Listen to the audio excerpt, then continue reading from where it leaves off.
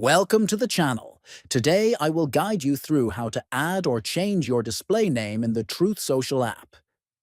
If you want your profile to reflect your current identity or a new style, this video will show you exactly how to do it in a few simple actions.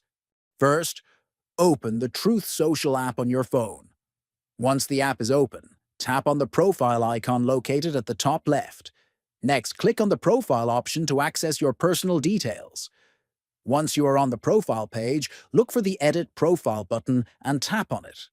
This is where you can make changes to your display name and other profile details. Then, find the display name field. Here, you can type in a new display name or update your existing one. Make sure you choose a name that represents you well, as this is how other users will see you on the platform. Finally, after entering your new display name, scroll down and click on the Save button at the bottom of the screen. Your changes will be applied immediately, and your profile will now show your updated display name to all your followers.